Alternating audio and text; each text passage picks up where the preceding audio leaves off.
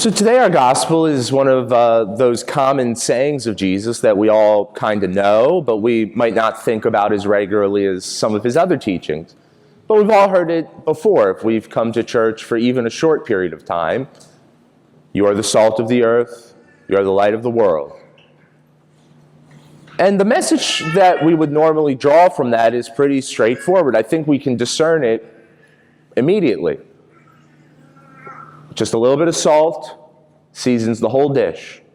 And we as the church are meant to be a minority that goes into the world and gives life to all of humanity.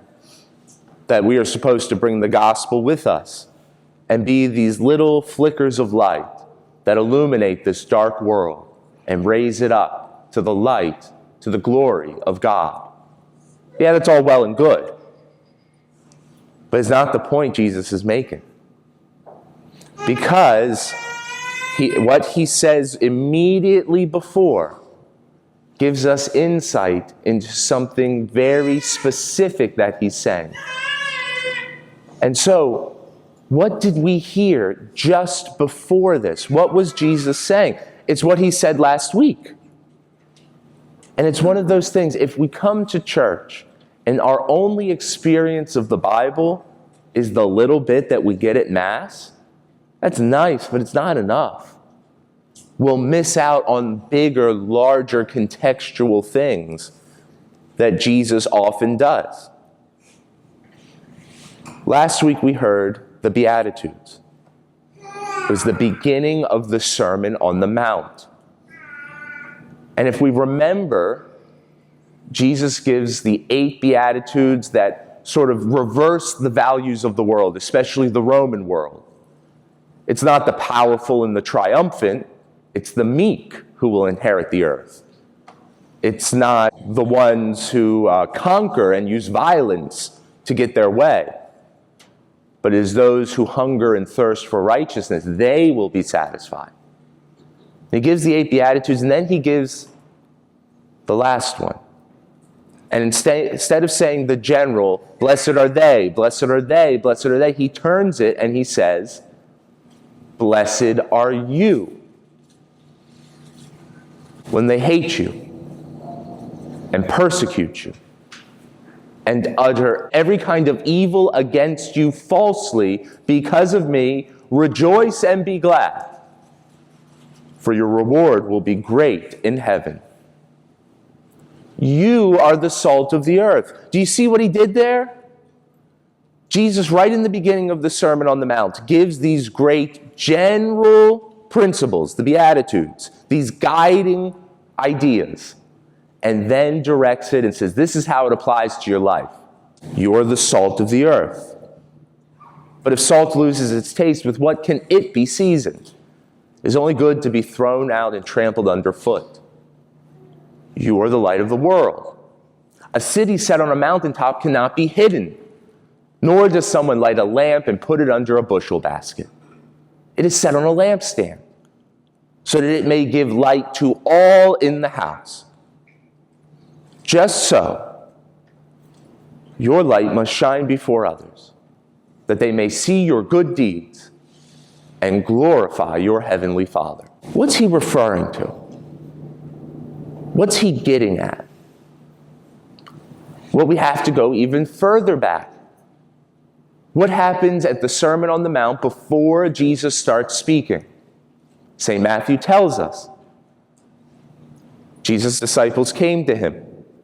He went up the mountain, sat down, and began to teach them, saying, everyone there, more likely than not, would have recognized that Jesus is acting as Moses. And that makes sense to us. He's the new Moses. He's the promised prophet that Moses gave us in Deuteronomy. But to whom was Moses speaking?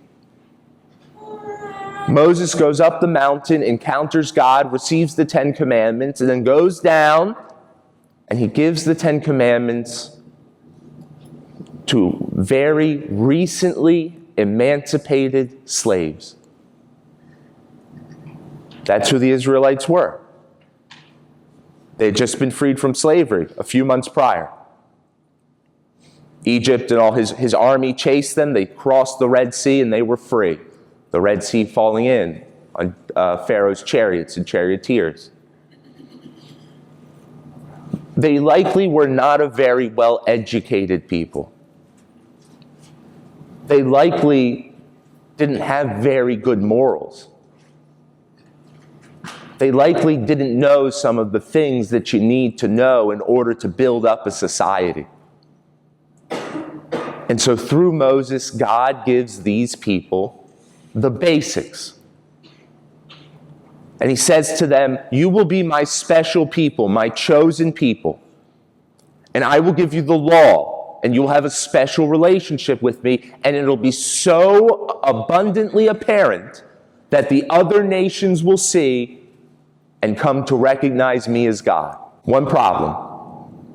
The Israelites didn't live up to their end of the bargain. The old covenant, after its ratification, was violated time and time again. No matter how many prophets God sent, no matter how many times the people were reminded all that God had done for them, they could not fulfill their end. And thus, the nations remained unblessed. Jesus goes up the mountain, and he gives the law, the new covenant. And to whom is he giving it? The same people. Except now, what's the mission? Now, what's the goal? What's the purpose of the new covenant? That all might have a relationship with God and be saved. All nations, all peoples, all races. And it's these people. Some of the people to whom Jesus is speaking, they're the ones who are going to go. They're the ones who are going to preach. They're the ones who are going to spread this new covenant, and the nations are going to hate them for it. It's going to take a lot of faith for them to go out and spread this word.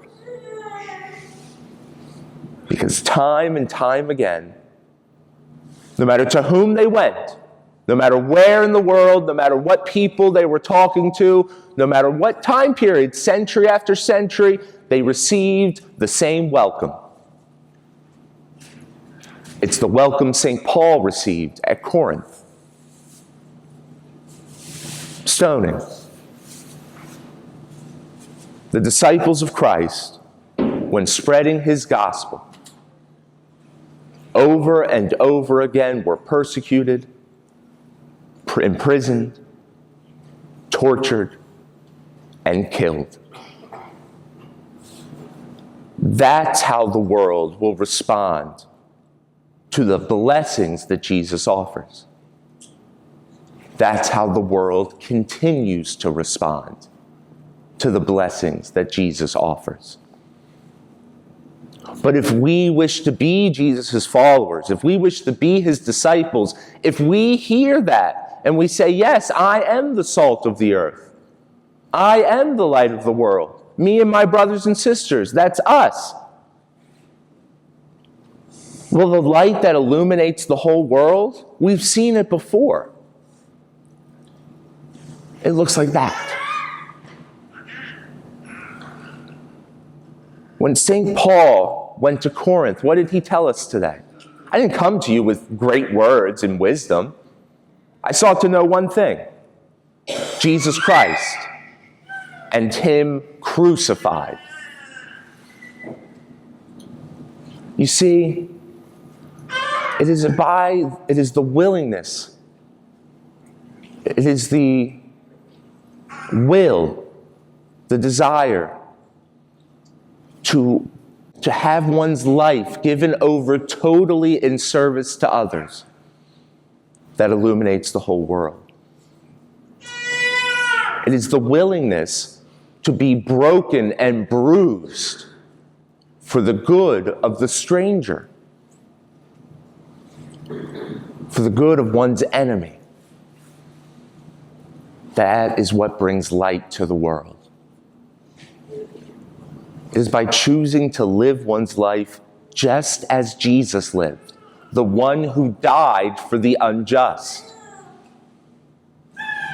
That's what that's what draws others in to be a part of us. Brothers and sisters, if we desire to follow Jesus, we have to recognize the cost that comes with. Jesus warned us at the very beginning of his great Sermon on the Mount. This is what you are to do, Beatitudes, and this is the result. You'll be persecuted for it. You'll be killed for it. They're going to kill me for it. But as I taste the dish that the modern world offers, as I sample all the things that our society tells us I should try, I've come to the same conclusion over and over again. The dish needs more salt. We are called to be that salt.